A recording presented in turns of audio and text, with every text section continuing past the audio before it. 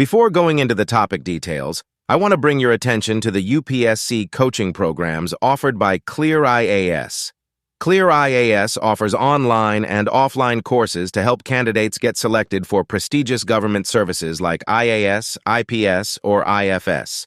ClearIAS, Prelims cum Mains, PCM course, provides a highly effective study plan, well-organized subject-wise videos, study materials, mock exams, and guidance to cover the entire GS syllabus of UPSC CSE Prelims, Mains, and Interview systematically.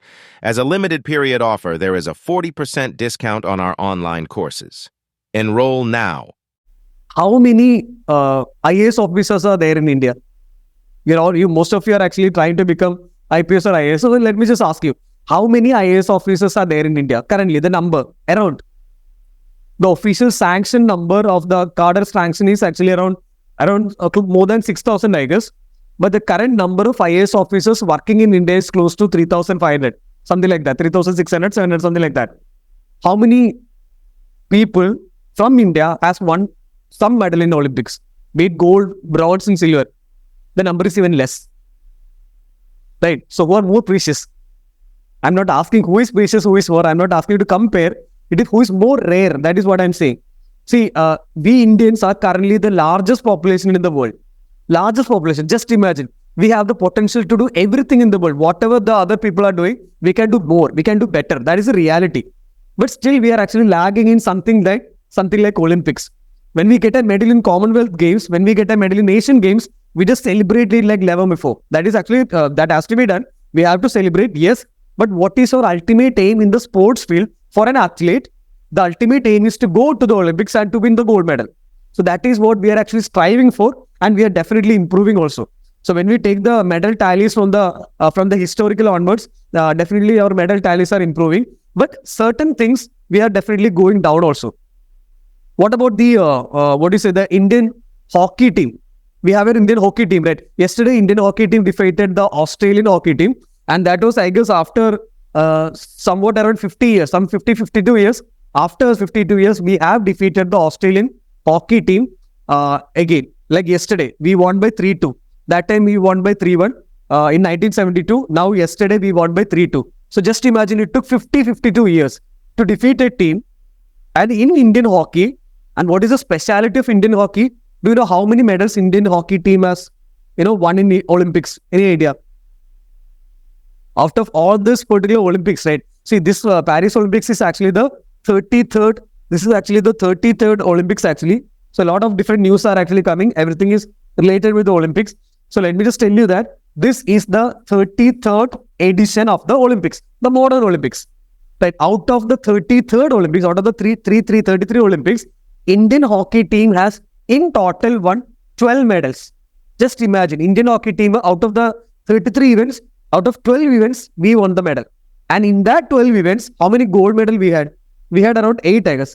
8 of the 12 medals were gold medals. From that much level, from that legacy, what are we now? The last time we won a medal is in the ancient past. So there are certain things which are actually not going good. Now we are actually definitely improving. We have to support our teams. We have to support not just our cricket team, not just our football team. So some of the people definitely say, I don't support cricket, I am going for football.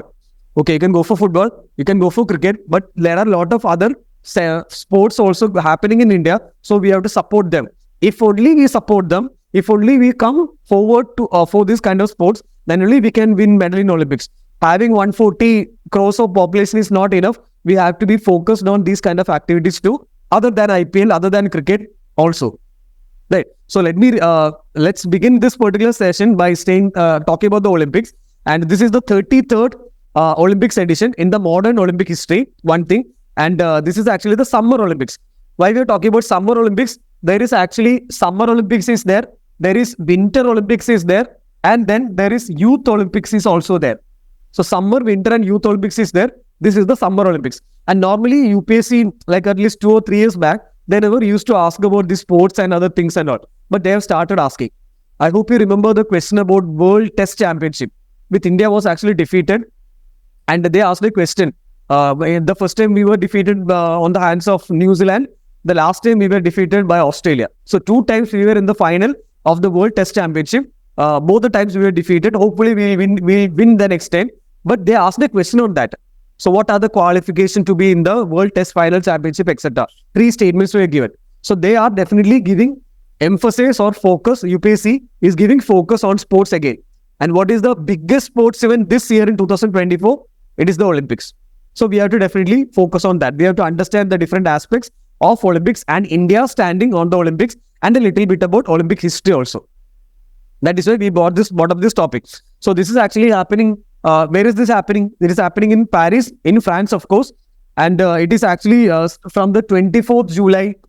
So that is the current affair. I think 24th July to 11 August is the time in which the Olympics is actually happening. So it is a huge event. More than 10,000 athletes are actually coming from around more than 200 small countries and small, not just the countries. Some organizations are also sending athletes. Which means that more than 200 entities, athletes are coming from more than 200 entities. So in total, more than 10,000 athletes coming into one particular location, that is Paris Summer Olympics. So we are setting the context here. What is the medal tally right now? We just mentioned about the 3 medals here. So yes, that was the latest. Yesterday night I took the screenshot. India is currently in 45.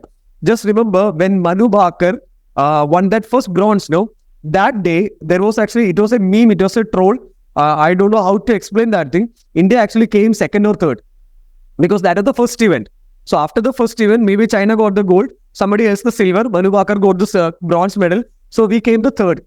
So suddenly we are actually third in the Olympics. What happening in the second or third day? We are going 45. What will happen after maybe the last day? Maybe we'll go further down. So let's hope that we still have a lot of other events to come. And there are a lot of potential candidates also. So let's hope that we'll go further up again. We are currently 45 yesterday night. And there are a lot of matches in which India is actually progressing. So let's hope that this year we will bring more progress. That is the current tally of India. We don't have to remember the number of medals, etc. Let's do the final analysis after the Olympics is done. So who actually won the medal? You only said the name. That is Manu Bhaker is there. And Manu Bhaker already won 2 medals. And then there is actually the second guy is Sarabjot Singh. They won in the team event of the 10-meter team pistol. And then the third guy here is actually Swapnil Kushal. He won in the 50-meter rifle event. All these are actually bronze. So let's hope that in the further events, Manu is also in the final of another event. So let's hope that she make it in the gold. So these are the people who are actually currently getting the medals. And UPSC, I don't know how UPSC can create questions out of this. But there is a possibility, especially in Manu Bhaker, because she has created a little history in this thing. So we'll be dealing in that in the next few slides. And I just want to talk about shooting. And we have already won a lot of medals in shooting. And what you said, this is actually, first one is the current, he's actually a BJP member also. He was a colonel in army. He actually took retirement. He joined the political party BJP. He was a minister also. So that is actually Rajyavardhan Singh Rathod, Colonel Rajyavardhan Singh Rathod. And he was a legendary figure and he won in 2004 Athens. So it was actually in the 2004 Athens, he won the silver medal for shooting, of course. So all these are coming from shooting background. And the next thing is definitely Abhinav Bindra, another history. Why? He won the gold medal. He is the first ever gold medal for an Indian in Olympics. That is actually another important thing. And that took, just imagine how many years. That was in 2018 Beijing, he won the gold medal. The first individual gold medal was by Abhinav Bindra. And these are all very basic fundamental facts that is regularly asked in the state PSC exams like that. UPSC never ask about the name, the number, the which year, which place, etc. like that. But you should have a concept that if the UPSC asks you that if Manu Bhaker wins the gold, just imagine in the third final, if Manu Bhaker wins the gold, UPSC may ask a statement like that Manu Bhaker is the first person to win an individual gold medal in shooting. He is the first person to individual gold medal in something like that. So it is not right. So Abhinav Bindra is the first gold medallion in the Olympics individually, but he is the first Olympian to win the gold medal in the athletics thing. Who won the first gold medal in athletics for India in Olympics? You know the person. It was in the last Olympics, 2020, Tokyo Olympics. We got the first gold medal in athletics. Neeraj Chopra. Javelin throw, right? Neeraj Chopra. So UPSC may not ask you names like that. UPSC may not ask you the truth of which Olympics, which place, which person, which event, nothing like that. They may twist facts. They may ask you that Manu Bhaker or Neeraj Chopra was the first ever individual gold medal. No, it was the first ever individual gold medal on athletics. So that kind of facts they can actually twist. So that is how we study the facts for UPSC. Name and years are actually important for state PSCs, not for UPSCs. And then there was actually Vijay Kumar. He's also from the army, and he actually won in the 2012 London, and he's also from shooting. And then Gagan Narang also, he was also from the 2012 London Olympics. So all these are shooters. Manu Bhaker is a shooter, Sarabjit Singh is a shooter, which means that we definitely have an upper hand. We definitely have an advantage in shooting. One other thing is actually wrestling. Then the upcoming trend is badminton. So there are certain fields in which we are actually excelling. We have to produce more and more athletes in this particular regard. And why we are actually introducing this picture is that his name is actually Norman Pritchard. It's written here, Norman Pritchard. So he was born in India, but definitely he's a Britisher. So he was born in the British Indian times. The point is that he has won the first ever medal for India. That is in the first ever Olympics, that is 1900, the second Olympics, I guess. That is the year in which that also was happened in Paris. He won the first medal on behalf as an Indian. But there is a lot of problems in that thing. That is, some people say that he is of course a Britisher. He is not an Indian. But the other point of view is that he was born in India. He was brought up in India, so he can be considered as an Indian. So that is the discussion. So anyways, it is considered to be the first Indian medal. And he was a runner. He ran in 200 meters. And he was a Kolkata born Britisher, we can say. So that is actually normal picture. So the next thing is, so again, another UPSC can twist facts. They can ask that the first Indian gold medal was actually won by some recent time. The individual gold medal was by Rajavardhan Singh Rathod. No, it was actually won by another person, but he was not a proper Indian. He was a British Indian. That is the thing. And the next thing is actually about the Indian hockey team. We already mentioned that 8 gold medals and 12 medals in total in the 33 competitions. Our Indian hockey team is legendary. It is actually even better than our Indian cricket team. Just imagine like that. Winning the Olympic medal is the biggest achievement, and they have won it. They have won the gold medal 8 times. So that is actually one of the best things that ever happened in Indian sports actually, which unfortunately the Indians are not that much recognizing. And and recently, yesterday what happened was that we won against the Australia also.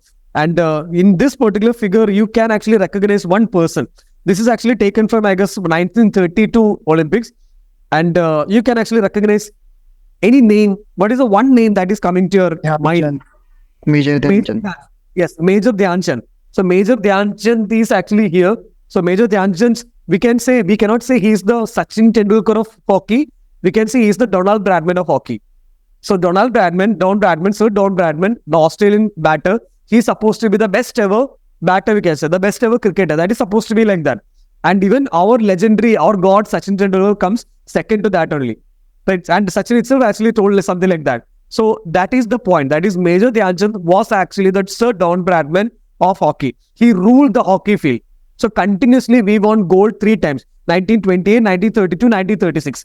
3 times he was actually in the team. And we were just imagine winning the World Cup, the 50-over World Cup thrice in a continuous manner. That team is legendary. And that person himself is actually a legendary person. Major Dhyan Chand. And there is actually a lot of stories that one time, one of the opposition teams, be it England or Australia, they actually stole his racket, this particular bat, and they just tore it open to see if he has any magic inside the bat. If there is any magnetic, because when he goes with the ball, the ball is always attached to his stick and all. So they were really confused how he's actually controlling the ball so efficiently. Just like when Messi is actually when Messi is dribbling with the ball is always sticking to his shoes actually. So there is too much of control. The heavy control is there. So just like that, Dhyan Chand's bat was always glued with the ball. So they were really doubting him, his efficiency. So they broke open his bat and checked if there is any magnet or any other black magic. That is the level of Major Dhyan Chand. So that was the level of Indian hockey also. And we hope that this Olympics, hockey will win us something. And there is another person we have to mention is actually the first proper Indian means who is born in India. Indian to win a medal is actually from wrestling, of course. His name is actually K.D. Jadhav. His name was K.D. Jadhav. that is actually post-independence era. It was in 1952, Helsinki. That was the time when the first individual medal for India was got. So it is not Rajavardhan Singh Rathod, not Abhinav Bindra. It is the first individual medal for India was from KD Jadhav in wrestling, 1952 Helsinki. That is the thing. And then who was the first person to win individual gold medal for India? Definitely. That too in the athletics field. That is actually Neeraj Chopra. That was in 2020. That is the last Olympics that happened in Tokyo for javelin throw. Right. That is the athletic gold. But the person who won the first gold is Abhinav Bindra. That is in shooting 2008. So that those differences has to be there. Abhinav Bindra won in the 10-meter air rifle. That is the shortest distance. 10-meter air rifle gold medal. But still athletics medal was incomplete. It was complete when Neeraj Chopra won it in 2020 Tokyo Olympics. Right. So these are the important facts we can dug out from the the Olympics data, which UPSC can twist and ask. The next thing is actually, I'm not trying to give you the pictures and the data of each and every single Olympians, but it is more easy than even understanding the different IAS officers in India. So they are more rare, they're more precious also. In one extent, one concept, one context also, they are very rare. So that I'm just, UPSC will never ask you the names and data and the different Olympics, etc. The one is actually Vijayendra Singh. He won bronze for the boxing actually in 2008 in the Beijing. And the next is, Saina Nehwal. Saina Nehwal actually won bronze actually in London 2012. PV Sindhu won medal twice. First she won the silver in the 2016 and then she won bronze actually. So she had 2 medals, Olympic medals. And then there is Mary Kom for boxing, of course. And then there is Yogeshwar Dutt is again for wrestling. And then there is Sushil Kumar also. Sushil Kumar is actually recently in another controversy because one junior wrestler was actually murdered and he was accused of it. So Sushil Kumar also has won 2 medals, 1 bronze and 1 silver. And then there is Vijay Kumar. We already mentioned about Vijay Kumar in shooting. And then there is Sakshi Malik. Sakshi Malik is there. And she was very much active in the protest in Delhi. You might have seen that the wrestlers were protesting and Sakshi Malik was there. And Bajrang Punia was also there. Bajrang Punia was also won the bronze in wrestling. And then there is Ravi Kumar Dahiya is there. Ravi Kumar Dahiya again in wrestling, of course. And then Lavlina is there. Lavlina Borgen, she won in 4 boxing. And then Mirabai Chanu is there. Again, weightlifting. Mirabai Chanu is from weightlifting. And that was in the year 2020 Tokyo. I just read it very fast. Why? Because you don't have to remember it for the exam purpose. Right. If we need this data for the exam purpose, definitely we'll slowly repeat it, we'll study. What I was trying to tell you is that some of you might be interested in different sports, things and all. You must be familiar with at least 2 or 3 or 4 or maybe all the persons. So make sure that if you are actually writing the exam, if you get some kind of data which you can actually project in the exam, be it in the GS4 paper, be it in the ethics paper, be it in GS2, that is development studies. So those kind of papers, make sure that you make maximum examples in your paper. These are very rare people. These are very precious people. And you can actually quote them. You can actually mention them in your answers. Right. So as we move forward, the last thing about this particular thing about Olympics is that, about the Olympics history and India is that we are actually trying to bid for the 2036 Olympics. Right. The next Olympics is 2028, right? And where it is actually going to happen in Los Angeles, in America. And in 2028, in the Los Angeles Olympics, 4 years later, cricket will also be a part of it. That was one of the reasons why the T20 Cricket World Cup, no, it was actually in America, which was recently concluded, which India won, that was actually held in America. That is one of the reasons because in 2028, cricket will be a part of the Olympics. And 2036, India wants to conduct. India wants to be host of the Olympics. It's a very ambitious thing. It's a very huge project which the PM has inaugurated or the PM has started. And so far, is there any Asian countries which has hosted Olympics? Yes, Beijing Olympics was there 2008. Tokyo Olympics was there 2020. The last Olympics, Tokyo 2020. And then Japan also. Japan actually conducted twice. Then there was Seoul Olympics also in South Korea. So South Korea, Japan, China. So another plain statement, India will become, there is a chance for India to become the first ever Asian nation to host the Olympics. No. It's not like that. Already 3 nations have conducted, South Korea, Japan twice, and China also. Right. That is another thing. And the next thing is that normally the Olympic venue, Olympic host used to be selected around 7 years back. 7 years before we'll select the venue. That is the process. But a lot of corruption activities were going on. A lot of issues were going on because the Olympic Committee, all the members will vote. Some people will vote for Los Angeles, some people will vote for Beijing, etc. So there used to be corruption. So these countries used to give a lot of bribe money, etc., for them to vote for their country. So ultimately, recently, lot of changes has come, and one of the recent mottos of Olympics is that the games adapt to the region, and the region does not adapt to the games. So when the Qatar World Cup is happening, you saw what happened. A lot of new buildings were not new and new stadiums were constructed. What happens after the FIFA World Cup? Is there enough players? Is there enough matches happening in Qatar? No. So that is the very same fact. If we are conducting the 2036 Olympics without sustainable manner, ultimately what will happen is that we'll have a high financial burden. Are we capable to hold that financial burden?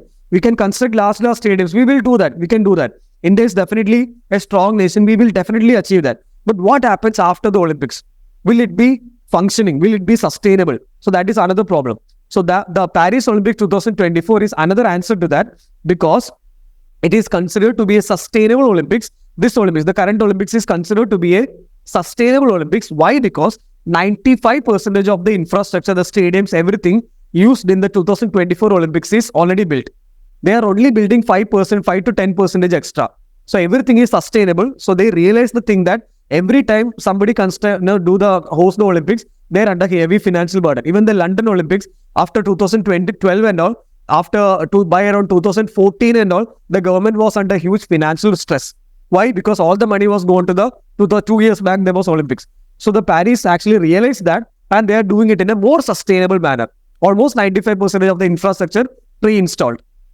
So that is one very important thing we have to keep in our mind. And then the next thing is actually about the Olympics itself. I'll just give you a very, very basic idea about the Olympics. Because it is Olympic year and there may come questions in the mains as well as prelims, just want to give you a basic understanding about the history of Olympics. The first thing is it is actually international sporting event. And we already mentioned about the 3 types of Olympics: summer, winter and youth Olympics. And the International Olympic Day, it is actually on the 23rd of June. Again, this number is insignificant. 23rd June is insignificant. The point is, why it is actually the International Olympic Day? Because the International Olympic Committee was actually established on the 23rd of June 1896.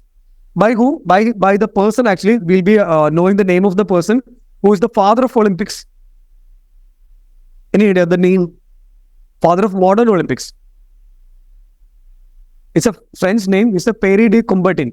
There is a name. It's actually very difficult to pronounce the French names. His name is Pierre de Coubertin. So we'll understand about him the next slide. So he actually initiated the International Olympic Committee that was established in 23rd June of 1896. Though that is why the date is called International Olympic Day. And what is the history of the Olympics? The Olympics actually dated somewhere like around 3,000 years back. But the exact date, the known date actually, the last known date is actually, the most recent known date is actually from the 776 BC in the Greece region, in the Greek region of Peloponnese. And this is actually a picture of that region. So if we go to that, but it is actually a tourist attraction that now actually, if you go there, there are a lot of stadiums, lot of podiums, lot of stone seats, lot of stone pillars are also there. It is in this place, people come together in every 4 years, in that time also every 4 years. So every 4 years, they come together, they participated in different events, and that is what happened in Peloponnese in the Greece region. And what kind of events? Running, then there is wrestling, then chariot used to be there, right? The chariot racing. So all the different kinds of events were held in the Peloponnese region. It was then after what happened was that it was a 5-day event and in every 4 years, and they were actually worshipping in the theme of Zeus. So you know the Greek god Zeus. Zeus is the god of thunder. You know Thor, right? In Avengers, just like that. So in Thor also the character Zeus actually comes. So Zeus, the theme is actually based on the Greek god Zeus, and that is how this particular thing was actually done. And what happened was that after some time, by the advent of Christianity, what happened was that the pagan means non-Christian. You can loosely say that the pagan festivals, pagan events like Olympics, etc., that is actually worshipping Greek god, right? So Christianity is actually Christianity, and the Greek thing is actually different. So once the Christianity came, all the pagan events and celebrations already came down. There were bans on different events like that. So that is how Olympic was suppressed. So it was later revived by another person. That is what we have to understand. It is actually the olive leaf. Olive wreath. So this is our Colonel Rajavardhan Singh Rathod, and this olive wreaths are very much abundant in the Mediterranean Greek region. So initially in the ancient Olympics, once the winners, they got what the winners only got glory. They were only going for glory, and the winner get this kind of wreath, which is made of olive leaf. Right. This is actually our own athlete, that is Colonel Rajavardhan Singh Rathod, and it is actually by 1896, the Frenchman Pierre de Coubertin, he actually said that, okay, we have to revive the Olympics. And then he was the one who was the father or the founder of the modern Olympics. So there was a blackout period from the around 0080 to the somewhere around 1896. That is a point. And that was reinstated in 1896 in Athens. Again, in Greece, because that was the center of the Olympics. And he wanted to promote the peace and unity through sports so that everyone will come together at one place. That is the thing. And the next thing is the Olympic logo. So what about the logo? And he himself designed this particular thing called the Olympic logo. What does the Olympic logo represent? The different continents, the 5 different continents. So these are the 5 different continents, and each continent actually, represents different things and all. So, for example, I'll just mention that this is actually Asia, and this is Africa. This is, I guess, Oceania. So the Oceania is the New Zealand, Australia, etc. They can be considered the near to the ocean, right? So blue color, blue. And then Europe is considered as the green color. And then the Americas, both the North America and the South America, they are considered in the red ring. You don't have to remember it. Absolutely no. If only you're really interested, you can learn that. You can maybe write in the GS or the GS4 or this essay paper. Otherwise, UPSC may not ask you. It's least possibility that UPSC will ask you the color code of different components, the rings and all. So that is actually the different rings. And last but not the least, what about the Olympic motto? So there is actually an Olympic motto that is called Citius, Altius, Fortius. Then recently in the 2020-22, they updated, the Olympic Committee updated it to add another one word, communitor. So what is the meaning of Citius, Altius, Fortius? Okay, so this is actually Citius, Altius, Fortius, faster, higher, stronger, and communitor was actually again, and that itself means that together.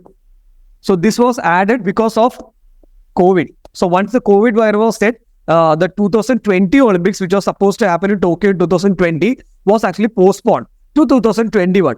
But still we call it 2020 Tokyo Olympics. Why? Because of branding issues and all. So at that time, we had to stand united. So that is why the Olympic Committee added one more word to the motto, communitor, which means that together. So all these are actually Latin. And this again, this may come handy in the essay paper or the GS ethics paper, but not predominantly in the prelims paper. So when you study anything, it may come handy in some of the papers, some of the regions, not in every region. There are no things that are actually equally important in every stages of UPSC. Something may be applicable in some stage, but may not have application in other stage. So that is how we study the thing. And the next thing is actually about the Indian Olympic Association also. So just like any other international Olympic association, we have our Indian Olympic Association, which was established in 1927, and the current president is PT Usha, the sprinter PT Usha also. So they select the athletes for the Asian, the Asian Olympics, the Asian Games, the Commonwealth, and the Olympics, etc. And there are definitely some of the issues are also there. I hope this is actually a map taken. Please don't worry about the map of India. The map of India is not complete, but this was the only thing available in the internet. So that is why I took it. So please forgive me for that. So what is the issues is that in 1980, and this is actually happened in 1980. 1980, what happened was that the Olympics was actually, hosted by Russia. That is in Moscow. So what is actually happening in those 1980s? Cold War. So what the US did, US actually boycotted. So not just US, all these blue dots, so all the countries actually boycotted along with US. So they did not go to Moscow. That is in 1980, the Moscow Olympics. This is 1984. The particular thing is actually Olympics, Los Angeles Olympics. So just in case the Olympics happened here, so all the countries which are supporting the USSR, they didn't go. So will it happen? Is it actually ideal to work like that? No, right? So if that is why you will never see India in both the maps. Why? Because we were actually having the non-alignment movement. So these are all interconnected. All the history and all the culture are actually interconnected. So we cannot actually mix politics with sports. This is the ideal example of what happens when we mix politics with sports also. This is actually the Brazilian favelas. Favelas are actually the regions like slum areas, right? So these favelas in 2016 Rio Olympics, a lot of favela regions were actually demolished. Why? Because for the activities of the Olympics. So the region should look very neat and tidy. If you have slum-like areas, it is actually very bad. So they demolished a lot of favelas like that. When the G20 summit happened in India, same thing, almost very same thing happened. We actually hit those slum areas in different regions so that the international signatories will not see those regions. So instead of developing the people and developing the region, what is the benefit of hiding it or destroying it? That is the point. So that is actually the different issues actually happening, and definitely a lot of other problems also, a lot of doping issues also. For example, one of the last Olympics, the Russian athletes were banned. Why? Because it was said that the Russian government, the state itself, was actually promoting doping. So then earlier, there was, before the unification of Germany, the East Germany, which was the communist Germany, was also promoting this particular thing called state-sponsored doping. So that was identified, and they were also banned also. So these kind of doping issues are actually happening. Corruption is definitely there. The environment impact, I already mentioned about the infrastructure development and all the surrounding issues also. The favelas, environmental and other displacement also. And that is why the 2024 Paris Olympics is supposed to be more sustainable. And that is last but not the least, the around billions of dollars. Like this particular Paris Olympics will be having around $100 billion of financial burden will be there on France. France is a developed country, of course, but they still have financial issues, and they are hosting this event of $100 billion. So it's a very huge financial burden on the exchequer. So that is the problem with the hosting of such major events also. So that is what India should be prepared also. That is the topic of Olympics. So we were talking about the Olympics, not just the Olympics, the history, the India stand, what is actually happening, what are the problems of hosting the Olympics also.